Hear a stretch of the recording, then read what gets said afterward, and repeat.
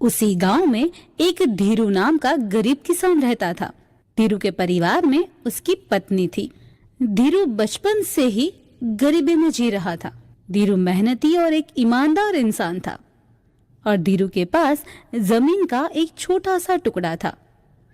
उसी खेत में धीरू सुबह से शाम तक अपनी खेती बाड़ी में वो काम करता रहता था। एक बार धीरू पास वाले शहर में जाता है और वो तभी देखता है कि एक दूध वाला साइकिल पे दूध लेकर खड़ा था और वो दूध बेचता था।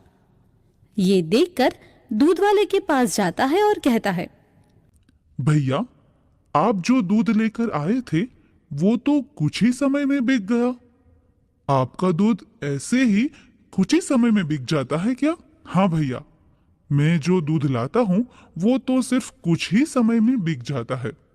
मेरे पास बहुत सारी गाय है, फिर भी मैं सभी घरों में दूध नहीं दे पाता हूँ। बहुत सारे घर बिना दूध के ही रह जाते हैं। भैया एक बात बताइए, एक दिन में आपकी कितनी कमाई हो जाती होगी? ये सुबह में 3,000 और शाम को 3,000, ऐसा ही कुछ हो जाता होगा। मतलब कि एक दिन में 6,000 हो जाता है। ये सारी बात सुनकर धीरू अपने घर चला जाता है। घर जाकर धीरू मन ही मन सोचता है, मुझे भी दूध का धंधा करना चाहिए। मेरी तो पूरे महीने की कमाई सिर्फ 3,000 होती है। मुझे भी एक सफल इंसान बनना है।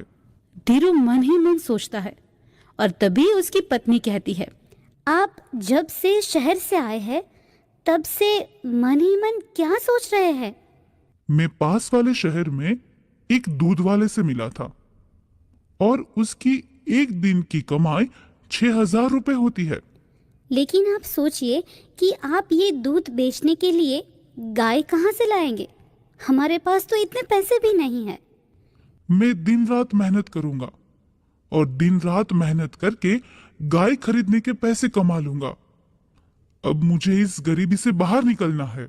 फिर धीरू सुबह अपनी खेती बाड़ी का काम करता है और बाद में वो गांव के किसानों की मजदूरी करने चला जाता है। ऐसे ही कुछ ही दिनों में वो गाय खरीदने के पैसे कमा लेता है और एक गाय खरीद लेता है। फिर धीरू गाय का दूध बेचने पास वाले शहर में जाता है और कुछ ही देर में वो सारा दूध बेच देता है। ऐसे ही धीरू सुबह शाम गाय का दूध बेचने के लिए पास वाले शहर में जाता है और बहुत सारा पैसा कमाने लगता है। धीरू फिर और गाय खरीद लेता है और अपने खेत में गाय का एक फार्म बना लेता है और पूरे शहर में वो दूध बेचने लगता है। और बस ऐसे ही कुछ ही साल में धीरू बहुत ही ज्यादा अमीर हो जाता है।